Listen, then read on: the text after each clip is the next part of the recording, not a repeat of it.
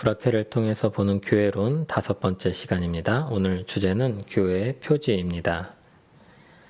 어떤 교회가 참 교회라고 말할 수 있을까요? 그것을 분별하는 것을 가리켜 표지라고 합니다. 벨직 신앙고백서 28항을 보면 참된 교회에 가입해야 할 모든 사람의 의무에 대해 이야기합니다. 그것은 교회가 구원받은 자들의 모임이기 때문입니다. 설교를 듣거나 성경을 읽고 기도하는 개인적인 것으로는 충분하지 않습니다. 교회 안에서 이루어지는 신앙생활을 대체할 수 없기 때문입니다. 하나님의 말씀은 언제나 삶을 요구하고 그 삶을 위한 기반이자 연습 장소이자 실제인 교회를 필요로 합니다. 벨직 신앙고백서는 역사 속에 교회가 했던 말처럼 교회 밖에는 구원이 없다고 합니다. 이 말은 하나님이 그럴 능력이 없다는 뜻이 아닙니다. 또한 교회라는 체제가 가진 권위가 구원의 능력을 가졌다는 말도 아닙니다.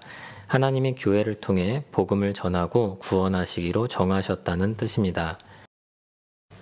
그렇다면 그렇게 중요하고 필요한 교회를 어떻게 선택해야 할까요? 교회를 선택하는 기준은 무엇일까요?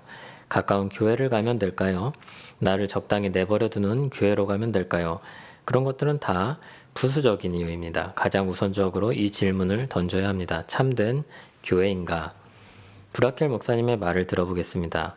구원에 관한 순전한 말씀은 참된 교회에만 있습니다. 성도가 온전하게 되도록 가르칠 신실한 목사와 교사들도 참된 교회에 있습니다. 참된 교회에서 예수님을 주로 고백하여 영혼이 거듭나고 위로를 받으며 성화의 진보가 나타나고 천국에까지 이르게 됩니다. 그러면 어떤 교회가 참된 교회일까요?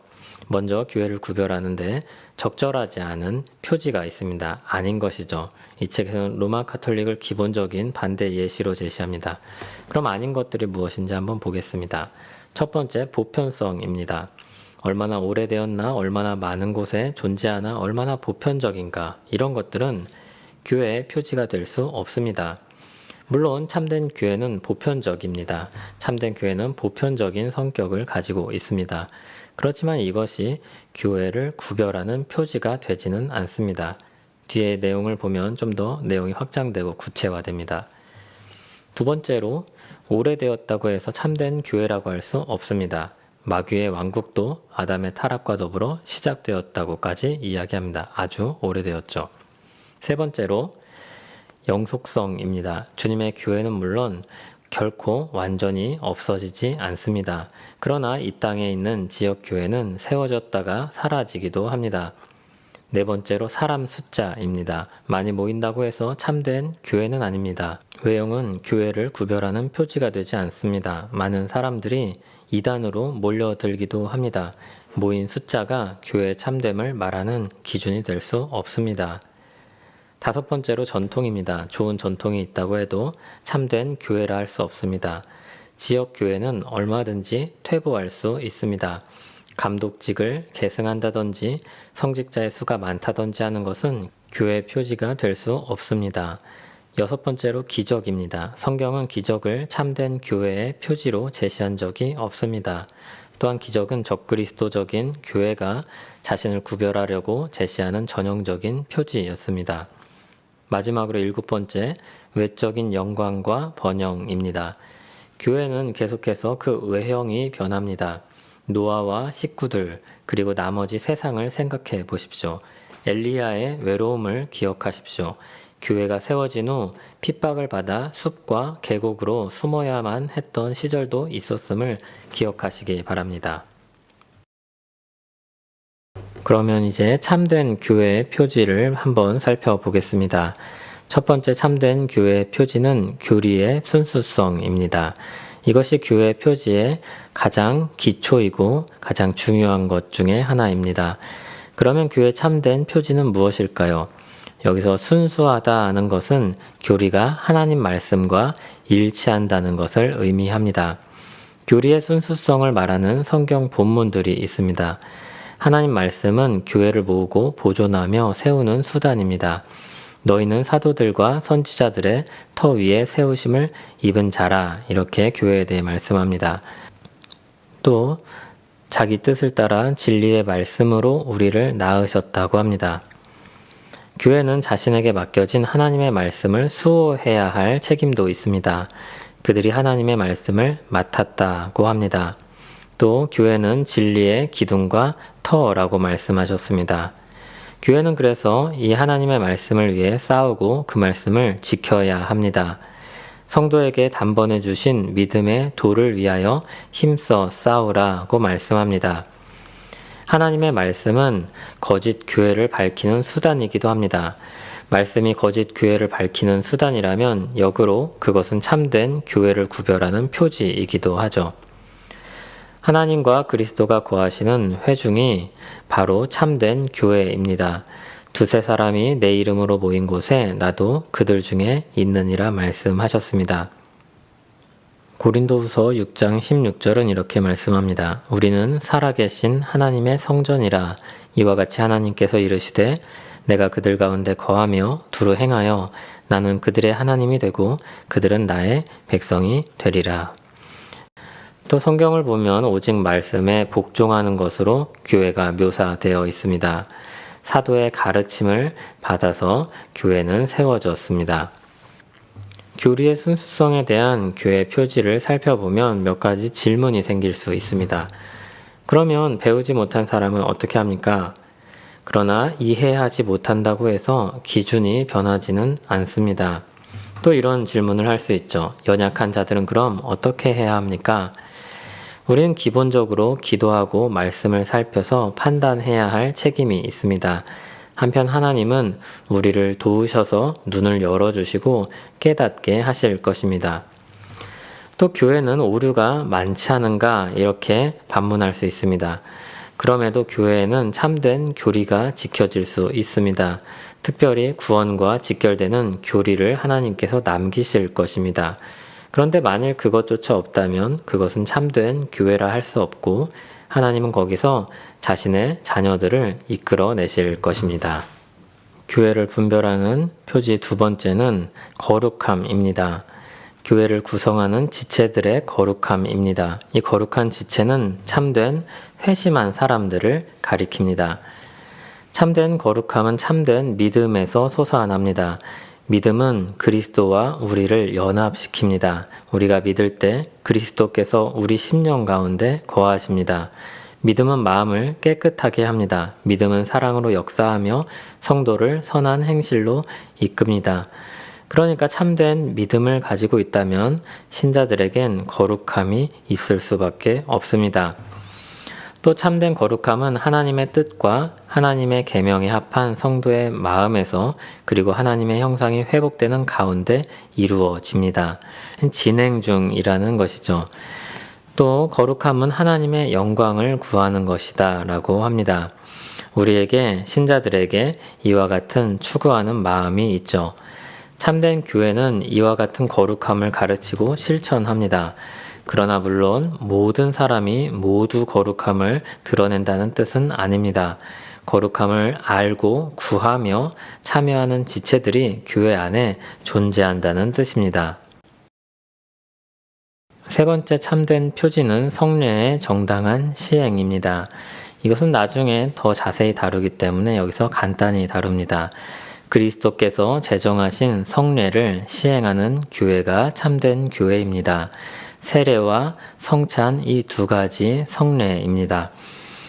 브라켈 목사님이 이렇게 설명을 합니다. 각각의 가문들이 자신들의 고유한 문장이나 인장으로 서로를 구별하듯이 교회는 성례를 통해 구별된다. 네 번째 교회를 구별하는 참된 표지는 하나님의 말씀의 선포와 기독교적 권징입니다. 하나님 나라의 열쇠를 사용하는 것이라고 이것을 표현합니다. 교회는 그리스도의 연합된 몸을 위해 참된 가르침을 붙잡고 살도록 합니다. 그런데 그렇지 않고 끝까지 거부하는 사람들을 내쫓으라고도 이야기합니다. 마태복음 18장 17절입니다. 만일 그들의 말도 듣지 않거든 교회의 말하고 교회의 말도 듣지 않거든 이방인과 세리와 같이 여기라. 이 열쇠는 다른 모든 표지들과 함께 사용되어야만 합니다. 열쇠의 바른 사용은 하나님의 말씀으로 판단해야 됩니다. 그래서 교리와 생활과 상관없이 아무나 교회로 들이거나 오류를 범하는 자들을 용인하고 오히려 건전한 교리를 따르는 자를 교회 교제로부터 추방하는 것은 곧 거짓 교회의 명백한 표지라고 이야기합니다. 그러면 부수적으로 이런 질문이 생길 수 있습니다. 이런 기준들은 개혁교회가 나중에 만든 것 아닌가요? 이에 대한 대답은 이렇습니다. 개혁교회는 사도적 가르침의 토대 위에 이 기준들을 정리했습니다. 그러므로 이 기준들은 개혁교회가 만든 게 아니라 사도의 가르침이 제시하는 기준을 우리에게 보여주는 것 뿐입니다. 이렇게 교회의 표지에 대한 배움을 하고 나면 우리 마음속에 여러 가지 생각들이 듭니다. 그 중에서도 부정적인 생각들이 올라올 때가 있습니다. 그런데 브라켈 목사님은 완전한 교회를 위한 기준을 제시하지 않습니다. 참된 교회가 가져야 할 표지를 통해서 교회는 스스로 돌아보고 신자는 참 교회를 분별할 수 있도록 할 뿐입니다. 2차 스위스 신앙고백서는 참 교회들 가운데서도 여러 가지 문제와 다양성이 발견될 수 있다는 것을 보여줍니다. 그중 일부를 한번 읽어보겠습니다. 우리는 그런 표징들을 지나치게 엄격하게 적용하면 안 된다. 우리는 고대 저술가들을 통해 의식들이 획일적이지 않고 여러 면에서 다양성을 지니고 있음에도 그런 자유가 허용되었고 그 누구도 그런 것 때문에 교회의 일치가 깨지거나 와해되었다고 생각하지 않았음을 알 수 있다. 또 웨스트민스터 신앙고백서는 이렇게 정리를 합니다. 이 보편 교회는 때로는 더 분명하게, 때로는 덜 분명하게 나타난다. 보편 교회에 속한 개별 교회들은 복음의 교리를 가르치고 받고 규례를 집행하고 공예배를 드릴 때 그것들의 순수한 정도에 따라 더 순결할 수도 있고 덜 순결할 수도 있다. 하늘 아래 가장 순결한 교회도 혼잡과 오류에서 자유롭지 못하다. 그러면 이와 같은 교리에 대한 지식을 가지고 우리는 무엇을 기억해야 할까요?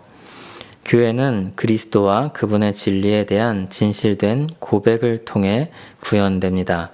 그러므로 교회는 이와 같은 사실에 대해서 잘 알고 있어야 합니다. 그러나 교회는 항상 부족함을 가지고 있습니다. 교회가 좀 부족해 보일 때에도 그리고 그런 시기를 겪을 때에도 이와 같은 본질을 기억하며 더욱 교회다움을 추구해야 할 것입니다. 교회는 그리스도를 믿고 영접한 자들이 구원받을 수 있다고 고백합니다. 이들이 그리스도와 영적으로 연합하여 그분 안에 거합니다. 또 거룩한 생활을 통해 그리스도의 성품을 드러내며 주님과 동행합니다. 요한일서 2장 5절에서 6절입니다. 누구든지 그의 말씀을 지키는 자는 하나님의 사랑이 참으로 그 속에서 온전하게 되었나니 이로써 우리가 그의 안에 있는 줄을 아노라. 그의 안에 산다고 하는 자는 그가 행하시는 대로 자기도 행할지니라. 교회는 산 위에 있는 동네입니다. 세상과 떨어져 구별된 동네입니다. 이들은 하나님의 말씀을 듣고자 함께 모이고 소망에 관해 묻는 자에게 온유와 두려움으로 대답할 것을 준비합니다. 이들의 말과 삶으로 사람들을 하나님께로, 그리스도께로, 구원의 은혜로 인도합니다. 교회는 이를 위해 부름받은 귀한 사람들입니다. 하나님은 이들을 통해 자기 이름을 드러내고 복음을 드러내길 기뻐하셨습니다. 교회 존재 목적 첫 번째는 하나님을 영화롭게 하는 것입니다. 이것은 신자의 존재 목적이기도 합니다. 이들이 주 대신 하나님께 순종하고 신실한 전능의 하나님을 신뢰하며 순결히 행하면서 이웃을 향해 거룩하게 살 때, 하나님을 사랑하고 경외하며 살 때 이들에게서 사람들이 하나님의 영광을 발견합니다. 하나님은 자신을 찬송하는 사람들로 우리를 지으셨고 부르십니다. 또한 이들을 통해 교회가 신자들의 어머니로서의 역할을 감당합니다. 교회는 썩지 아니할 시인 하나님의 말씀을 담고 있습니다. 그들이 바로 우리 교회입니다. 우리 잠시 기도하겠습니다. 하나님 아버지 감사합니다. 우리를 예수 그리스도의 복음 안에서 교회로 부르셨습니다. 우리에게 주신 말씀의 은혜와 그리고 그 사랑이 우리 안에 삶으로 우리 말 가운데 그리고 우리 마음 가운데 있기를 원합니다. 주님, 우리에게 그 은혜를 더 풍성하게 채워 주시옵소서. 예수님의 이름으로 기도합니다. 아멘.